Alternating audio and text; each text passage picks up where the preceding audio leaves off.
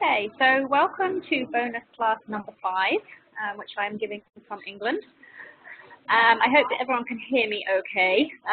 Okay, so basically these bonus classes, the idea behind them was to help early starters, so people who signed up early for CFA, meaning for the June 2018 exam before January 2018. So basically signing up before starts on the 30th of January. And the idea behind the classes is to give guidance on the home study reading, which will be done as part of the course when the course starts. So we gave guidance on what to read at home, more factual readings basically, and also we have been available to answer any questions on those readings.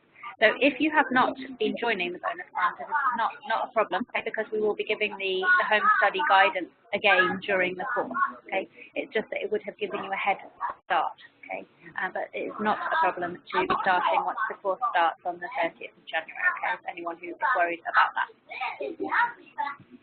So what's our methodology? Just so you have a bit of a background to this, if you don't already, we have time budget of 350 hours in total. Okay, in the course you will study in the classroom for 100 hours. So that means that you need to fit in 250 additional hours at home. Okay. Now, in order to fit in that 250 additional hours, we've got a suggested time allocation. So pre-course reading, we suggested that people who signed up early spent about 50 hours on the pre-course reading. Now, it's really important regarding the pre-course reading that you stick to the time allocation per reading, okay, in order to get through it. So you can't spend too long on any individual reading. You need to get coverage of those in each of the subject areas. And we are going to go over those topics again. Good morning. Hey. Okay. Hi, Juan Paulo, and hi, Elio. Nice to see you. Okay. So yes, basically stick to the time allocation which we've given to you in the study plan. Okay. So the pre-course reading, suggested extra study time up to the end of April. So up to the end of April, we are doing the teaching phase, which is the learning phase of the course. Okay. And during that time, you should be doing practice questions on the topics we cover in class, doing any home study or pre-course reading you have not yet had the time to do, and reading up on any subject areas that you find, any topics that you find difficult. Okay, so you will prepare for the classes by doing the reading before the class. Then we will have the class, and we will go through the core concepts and do practice questions in class. And then at home, you need to address any areas you found difficult, any areas you didn't understand. You are free perfectly. We're very happy to answer questions. You can send any questions you've got in the WhatsApp group or by email. And then you need to do preparation for the next class. So you will need to continually be keeping up with the classes. So that means that you need to make sure that you have got the time to study at home once the course starts. Time allowance of 100 hours.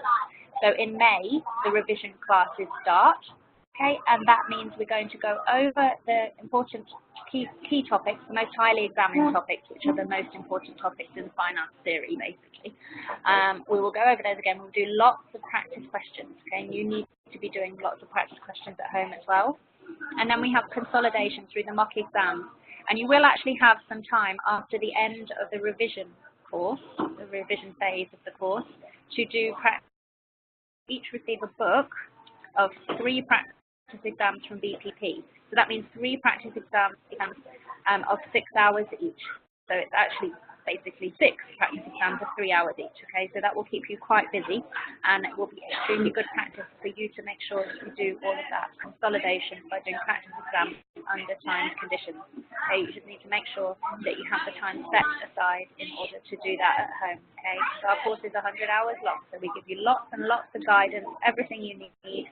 We do practice questions in class, and we go through the core concepts of the curriculum, and we add value in that way, okay, because that's where we can add most value as tutors, by going through the practice questions, helping you be prepared for the exam itself, and also helping you understand the core concepts, the core topics, okay. So just got a breakdown here. So the methodology, learn, practice, consolidate. We've got the learning phase or the teaching phase of the course, then the revision phase where we practice lots of questions, and then consolidation through mock exams. Practice is critical, okay, so that's what you're going to be doing a lot of at home as well as in the classroom, but you need to supplement it at home as well. When we've got getting started class, 1 hour, that was a recorded class. Well, it is now, it was a live online class, it's recorded, so if you haven't got access to that, I know some of you won't have, so I'll ask Thea to send that class to you along with the bonus classes for anyone who's missed those. So we had getting started class and then the 5 additional free bonus classes on the pre-course reading for those of you who started earlier. Then we've got learning, we've got 21 classes or 63 hours of classes, including success in the exam classes. The success in the exam classes are the ones where we give you guidance on home study and also on how to use your calculator, so some tips for anyone who's not very used to using the HP 12C, okay, because you need to be fast on it. And then we have practice, revision phase. We've got 7 classes in the revision phase, and we have consolidation through 2 practice exams. One that includes half of the content, and we do that halfway through the teaching phase, once you've covered half of the content.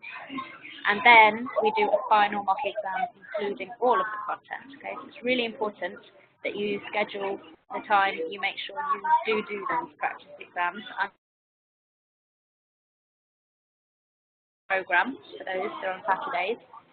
One actually is on Tiradentes, so 21st of April. Okay, we did have a debate about doing that on the bank holiday, but I think that it has to be done.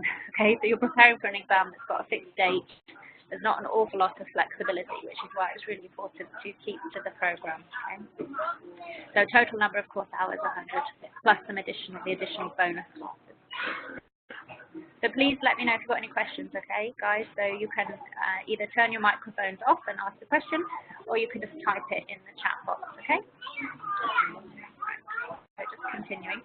Just to continue a bit on the methodology, I know some of you know this already, okay, but this is for the benefit of those of you who are joining now, okay? So we've got CFA exams, we've got the core subjects and the non-core subjects, okay?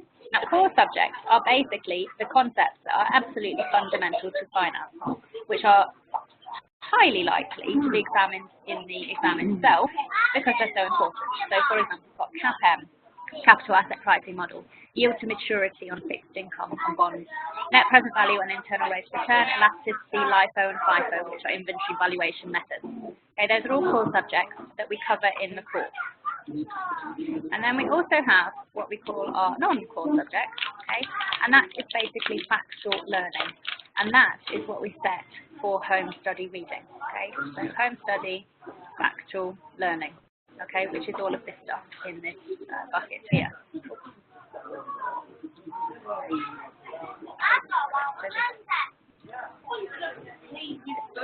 Okay, auction, market, Dow, theory, structured notes, CPI bias, histograms. Okay, these items individually frequently examined. I'm sorry, apologies if there's any noise, okay, guys. I'm unfortunately in a public place as I have an internet problem at home, and I'm in England. Okay, so Karen, you need to speak to Bia about the sound next. Okay. So any individual item here is less frequently examined than core subjects, but the exam will have a significant number of questions from these topics, okay? So it is important you get that breadth through the home study reading. All of this reading was set as pre-course reading. Okay, so those of you who didn't do the pre-course reading, you will need to do this home study reading once the course starts. So you're basically catching up a bit if you didn't have the head start of signing up early, okay? But it's totally possible as long as you allocate that number of hours of home study, as long as you make sure that you have that time and you make sure that you stick to the recommended number of hours per reading. Okay, important. So 2 important things. One is to spend the time studying, and the second one is to make sure you stick to the time allocation for each topic. Okay, otherwise you won't have time to get through it all. All right, so how are we going to help you in the course? Basically, there are 5 factors that are going to help you pass this exam. Okay, so resource planning. Okay, this is what I've just been talking about regarding the time you spend at home. So the CFA curriculum is quite extensive. It is. It's a tough exam, okay? People know that that's really the value of the exam, because if you manage to pass it, then people know that you've got good technical. So resource planning, you need to get through the home study, okay? We will give you guidance on the home study during the course, okay? There are also the bonus class recordings which you can watch, but we will give you the guidance again, basically, during the classes, okay? Particularly in the success and the exam classes. We will also send you weekly countdown emails to keep you on track, okay? So those give guidance on what you should do at home. Okay, then we've got discipline, okay? So this, you'll need to keep track, follow the course program. So you'll need to read the material before each class. Okay. And this is going to keep you on track because you'll know you've got quant classes coming up. You need to read for the quant classes. Then you've got financial reporting and analysis classes, so you need to do the reading for those classes. Then we've got ethics, okay? So actually we've got success in the exam class, then we've got ethics, then we've got quant, then we've got financial reporting and analysis, and then equity, the first block. And then you've got a practice exam on that content. So this is going to keep you on track. We've got focus, okay? So in the classroom, we will make sure that you understand the core concepts, okay? And that is where we're really going to add value to help you focus on what is most important. So some of you have already been doing the pre-course reading and found you've got quite stuck, and it could be that you're spending too long on things that are not so important, okay? So you need to balance depth with breadth. We're going to give you more depth in the classroom on the concept. The breadth you should be getting mostly from this reading set, pre-course reading, the home study reading, okay? It's not factual information, like, for example, different types of shares, the different equity markets. Then we've got practice, so we're going to practice applying the most highly examined concepts by doing practice questions into the classroom. Okay? So we do that in the teaching phase as well as the revision phase, and we are also give you feedback on the practice exams and on the questions that people had problems with, so we go through those again. And then we've got review, okay, which is actually touching on that just now, but by basically identifying where you are going wrong and why. So you will receive individual feedback reports after the practice exams, identifying your weaker areas so that you can focus your learning on those weaker areas and bring your marks up. You cannot pass this exam by being amazing in one topic, okay, or two topics, even three. You need to get the coverage of. So this is the pre-course reading. You might want to zoom in, so you should be able to zoom into this on your computer. Okay. So we've got the study session in the first column, the reading assignment, which was set for home reading, the importance of that reading, okay, the title of the reading, suggested number of hours in total for your studies, and then the pre-course reading, okay, in the penultimate column. And the bonus class covered that reading. For example, here we've got ethical and professional standards reading 3. It's critical. Okay, it is an extremely important reading. Now we're suggesting you just read. You don't spend the full 10 hours of pre-course reading on that reading. You just spend 3 hours. Okay, making yourself familiar with the standards of professional practice, okay? So there are 7 standards, okay? Standards of professional conduct as the pre-course reading. So there are little blue boxes underneath each section of each standard. You need to read those. I just want you to be familiar with ethics before you come to the classroom, basically, which is why we've only got 3 hours here. The other 7 hours is covered during the course. Okay, so this is why it's so critical to keep to the time allocation here.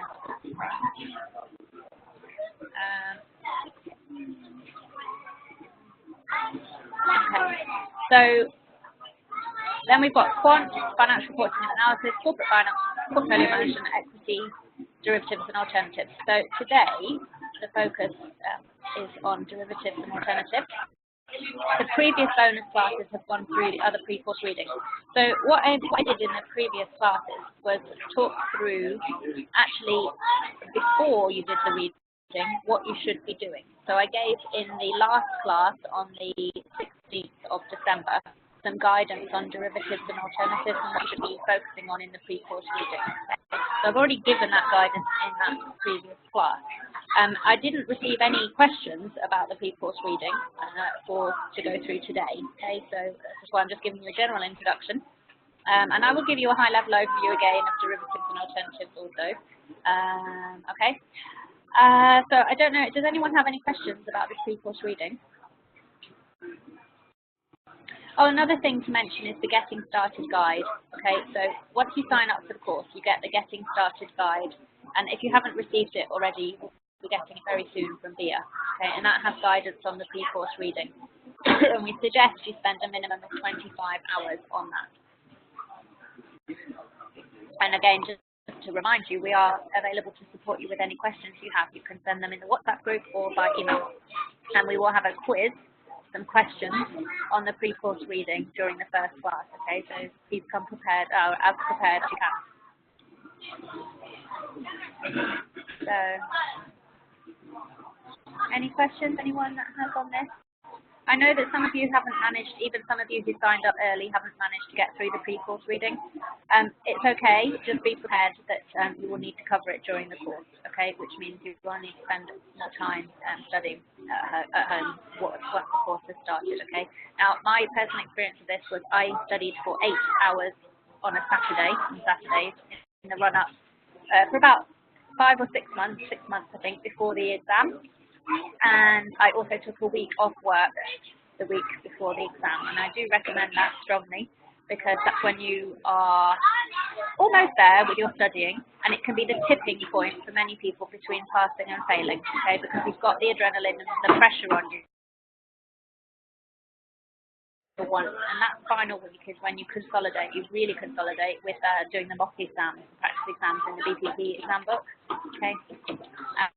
If you are very organised, it could be that you're able to start keep on track with the studying. It could be you can start the practice exams a month before the exam, which would be really helpful because you'll have more time to go through the questions you get wrong.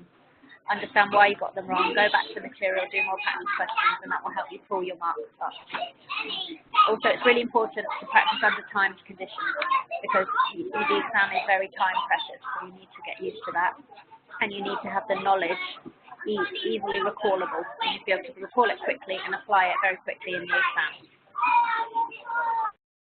An overview of the bonus classes. Very noisy in here, I'm sorry guys. An overview of the bonus classes, okay. We've got, the 30th of September we had one, etc. So we're down here on the 20th of okay. And remembering that the course starts on the 30th of January, okay. So I will be there in the classroom with you guys who are classroom course students. And the online students, you will be,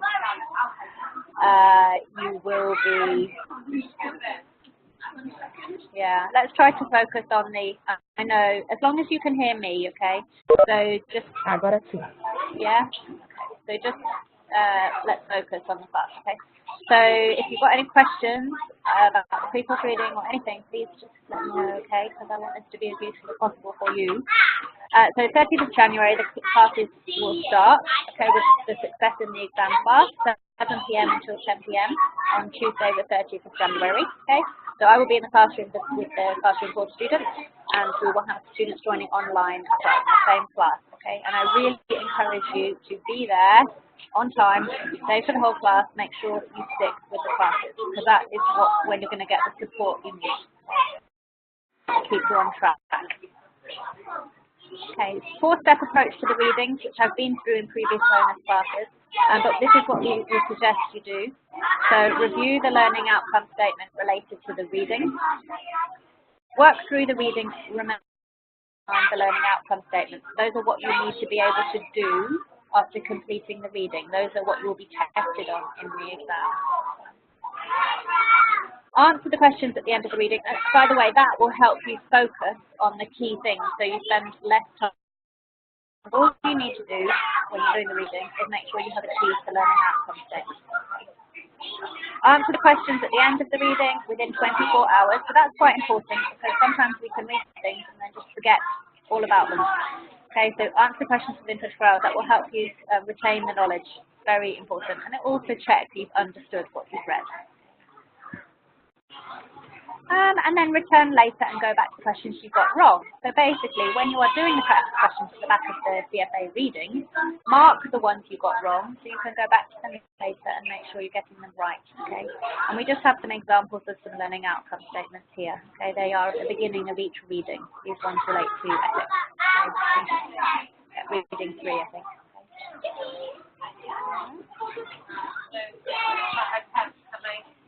Okay, so derivatives, just a little recap.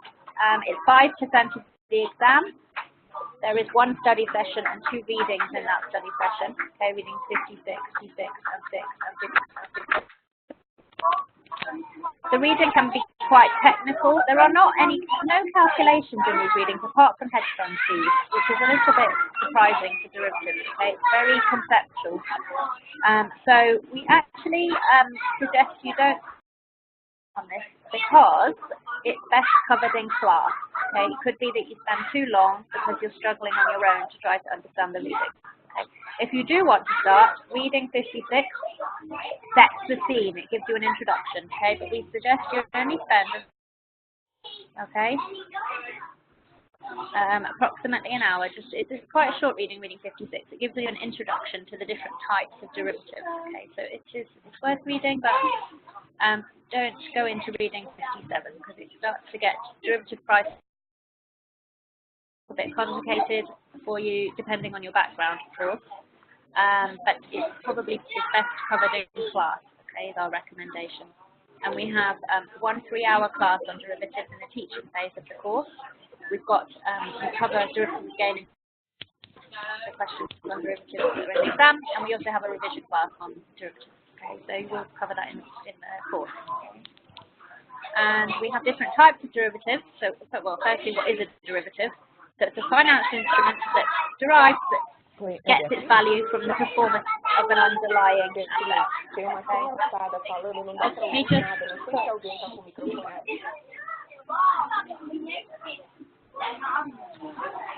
Okay, so we've got forward commitment. It's very noisy. Forward commitment got worse. I'm sorry, guys. Anyway, as long as you can hear me, it's okay. And the other classes are not going to be like this because I will be with you in the classroom, okay? So, forward commitment and contingent claims, okay? Forward commitment. Parties agree to a transaction now, but delivery and payment is in the future. Okay, so we agree now. Okay, so we know what the transaction price is going to be in the future. Forwards, futures, and swaps, okay? Contingent claims, we have a right but not an obligation. So with the forward commitment, you must exercise that commitment in the future when you have agreed to. But with a contingent claim, you have the right to exercise or not. Okay, so if you are long, you are the buyer of an option or a credit default swap. It's a very high level overview, okay, but that's basically the different types of derivatives you need to know about. So forwards, futures, and swaps, options, and credit default swaps. Okay. I'm just going to pause 1 second just to see if there's somewhere else I can go that's a little bit quieter. Hold on. All right. Okay, so what is a derivative? I think that probably you couldn't hear me so well when I was talking about that. Okay, so basically we have 2. Firstly, a derivative derives, this is why it's called a derivative, it derives its performance from the performance of an underlying asset. Okay, so we've got forward commitments and contingent claims. With a forward commitment, we agree we have to out our obligations under the derivative contract. So we've got forwards, futures, and swaps. We're going to go into detail about what those are in class. Okay, but just to give you a little introduction, with a forward, you might agree to buy grain or soya or something in 3 months' time at a certain price. Okay, you must carry out that obligation. Okay, with a contingent claim, you have the right but not the obligation. So you have a right, you have an option to exercise the derivative. Okay, if you are long the derivative. If you are short, which means you sell the right or the option, then you have to exercise. You have to carry out whatever it is that has been agreed, okay? But you're not the one who chooses. The long chooses if they are going to exercise the option, okay? So, for example, you might have an option to buy a share at, say, $10. If the share price has gone up to $12, you will exercise the option, okay? Because you are buying a share that's worth $12 for $10. And the short must sell the share to you, okay? But you as the long, the person who has bought the option, you have the choice, the right, okay? But not the obligation to exercise the option. Okay, credit default swaps as well, that basically insures you against a credit problem, which could be with another company. Okay, and we'll again go through that in class. Okay. Has anyone read the derivatives readings or reading? Maybe you can tell me in the chat box. I know João Paulo has been, yeah, great. Okay, how did you find the reading, João?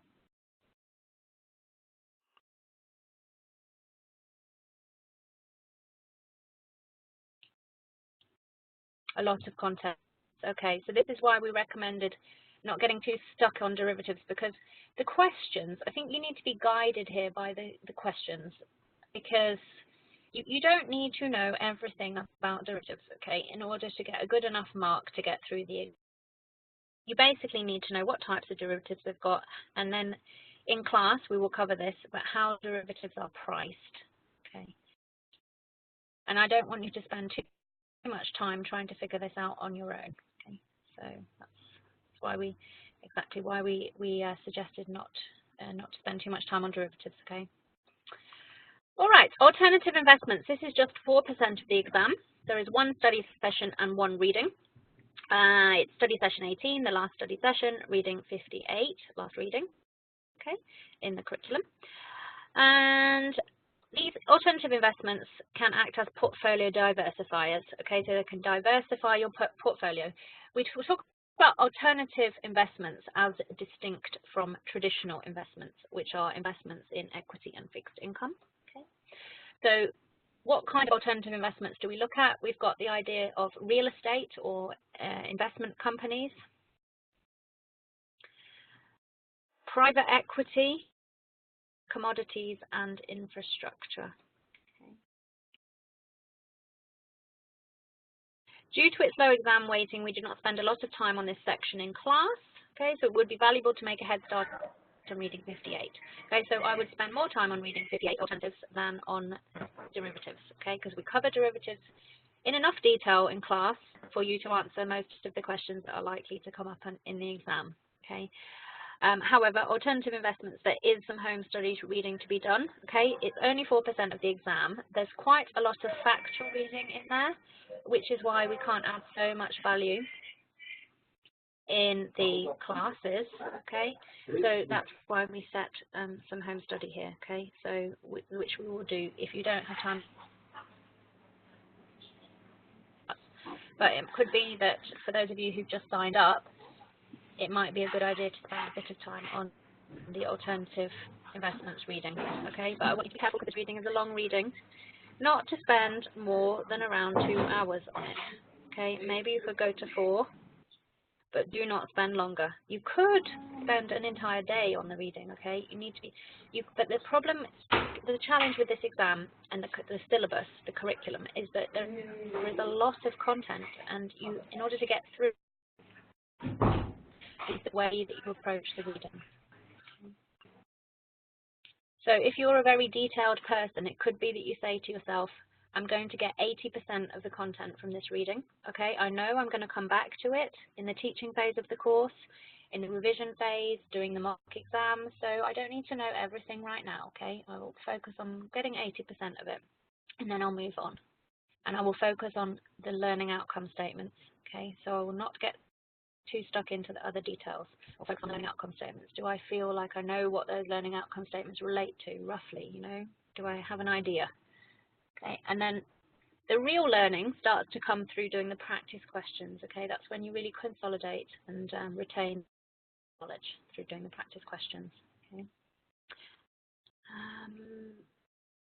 So, yes, reading 58, well written, and it covers a lot of ground in relatively straightforward language, okay? Focus on the learning outcome statements, as always, and do not spend more than 4 hours on this reading, We have one 3-hour class during the course on alternatives, plus we have the exam debrief classes which cover the questions on alternatives as well as the other questions, and we have a revision class as well on alternatives.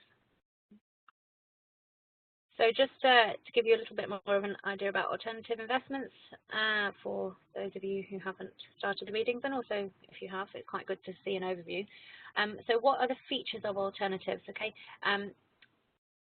quite often they're not highly correlated to traditional investments, which is how they manage to diversify our portfolios.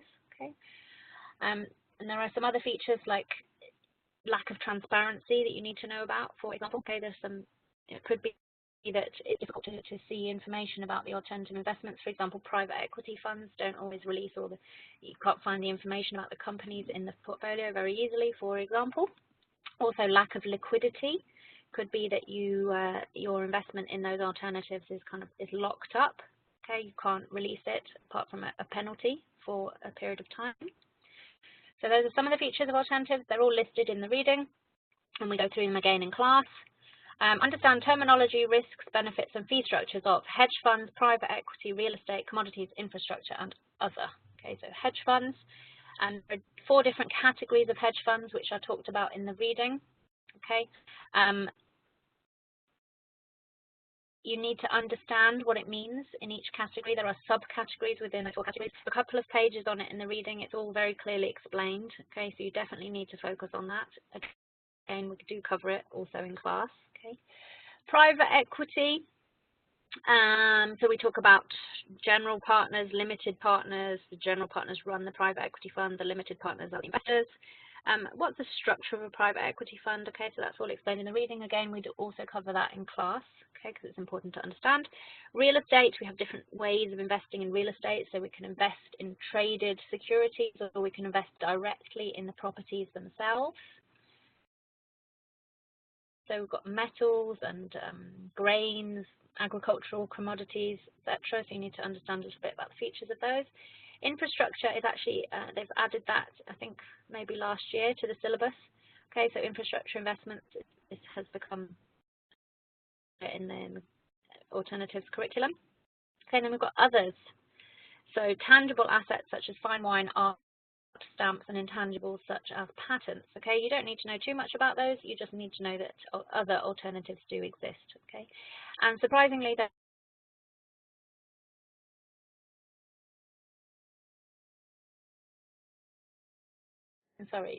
in alternatives. Okay, so the hedge fund fees. How do we work out the amount that investors have to pay in fees? There are some calculations, and there is a very good example in the reading on those calculations. I think it might be. Can't remember. I think it might be example, but again, we do refer you to that in the class, okay? And you'll see it as you're looking through the reading for pre-course reading, if you have time to do that, if you haven't already. And in derivatives, there are actually no questions at the back of the reading. There are no calculation questions in there, okay? Which is really quite a significant change in the curriculum, because there used to be lots of calculations regarding derivatives, working out payoffs and things, and that's really changed. So that's quite interesting. It shows that they want to focus more on the concept. Okay, and that's where we add value in the classes, to help you understand those concepts. Okay. Any questions, guys?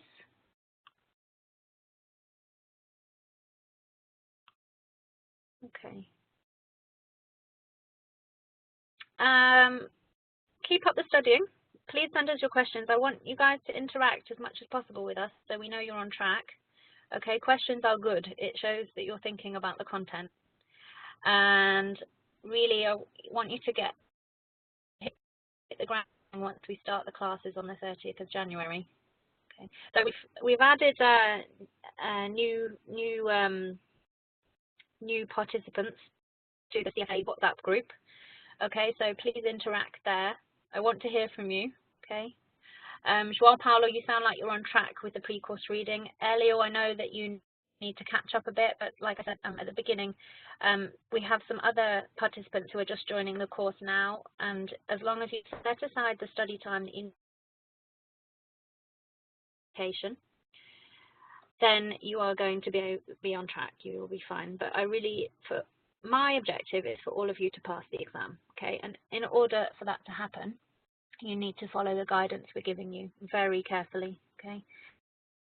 The recommended amount of time for each reading, okay, and setting aside the time at the weekend or early in the mornings or at night. Yeah. Yeah, sure. Okay, Eliel. Yes. So do you mean the guidance? Do you mean the study, the getting started guide? So we have a getting started guide, which is right. All of the time and the content is in the study plan, and the study plan is in Excel spreadsheet, and it has several tabs. It has one tab for you to add the number of hours you will study each week into, and it has one tab which is very readings and a status regarding the importance of each reading, and also it has a list of the readings with the time to spend on each one. Yeah, sorry. So you basically will have two things from us. One is the Getting Started Guide, which is a PDF, and that explains all of our guidance for pre-course reading, the exam itself, how the course is going to be, your calculator, etc. And then there is another file which you will have, which is an Excel spreadsheet, and that is the study plan. Okay, so that's the one that has the list of all of the curriculum readings from the CFA Institute and the time you should be spending on each one. Okay, so that's going to be very useful for you. Karen will send that to you. I'll ask Bea to send it to you next week if she hasn't. I'm not sure if she hasn't already. Yes, please. Yeah. So Bea knows. Yes, Bea is able to send that to you, and she will also send you the links to the bonus classes. Okay. Anything else? Let me think. Yeah, honestly, the most important thing, is motivation. Okay, you need to know why you are studying for this exam, because you will have to make some sacrifices. You know, someone might invite you to a barbecue or something at the weekend, and you'll have to say, no, I'm studying. So in order for you to do that, you have to really want to pass the exam. Okay, and I've seen this many times with people who don't have that really strong. How intelligent you are, you will not get through it, okay, because it is a tough exam and no one has all of that knowledge already. They just don't. And being able to apply it as well is a challenge, okay. However, if you do put the time in, and that means sticking to the time allocations and sticking with the course program, okay, it means keeping up. If you get behind, it's very hard to catch up, okay? So once the course starts, you need to be on track. You need to be focused, dedicated. You will pass the exam, okay? Basically, that's the real simple thing. You know, you need to have strong motivation, really want to pass it, really be committed to it and studying, okay? So I hope that helps, a little pep talk for you, okay? And I will probably annoy you because I will be making sure you're on track, okay? So I will be sending countdown emails. I will be following up in the WhatsApp group. I will be checking in with you if you don't come to classes, okay? So, but obviously you're all adults. We're all adults. You need to cooperate, and you know you signed up for the exam because you want to pass it, okay? So that's the basis we're working on, okay? And we're offering you the guidance you need in order to pass the exam. So just please make sure you follow it, okay, guys? And we're here to support you, right? And everyone has different challenges. So we're here to support you not just with the technical content, but also with study technique, any issues, other issues you're having regarding, so it can help you as much as possible, okay? All right, guys, are there any other questions or any questions? I hope that class was useful. I mean, I just gave you a very high-level overview of derivatives and alternatives. Again, we'll be covering it again in class. And you've got the, for those of you who haven't received them already, we'll send you the study plan and the Getting Started guide and the links to the previous bonus classes. Don't worry too much if you don't have time to watch those, because again, we will go through the guidance during the course. Okay, so we're going to make sure you cover everything. Do your study plan. Okay, so are you going to study at the weekends, in the mornings, at night, at lunchtime? When are you going to study? You need to make sure you have got that very clear, and it needs to become a routine. I think the key word here is a routine. So you don't even think about the key thing. Yep, so the classes are at Avenida Paulista 2202, which is the SHP office, and it is next to Consolação metro station. So earlier it's where you came for the Getting Started class. Okay, yeah. And we will have a small group, which means that everyone will get lots of individual attention, okay? And if you know anyone who's thinking about signing up, please tell them about us and encourage them to sign up, and maybe you can help motivate each other as well, okay? All right, guys. Well, have a good, productive weekend. Please do some studying and think about your study plan, maybe reassessing your study plan if necessary, okay? And privately if you want, or in the group if you think other people will benefit, and often they do, because it's good for you guys to see your peers, what questions they got, and see that they're on track, and okay, so I would encourage you to share your questions in the group if possible, okay? All right, guys, so it's been nice talking to you this morning, okay? And I'll speak to you soon, and my apologies for the noise in the background, but anyway, it's better now, okay? And so thank you. All right.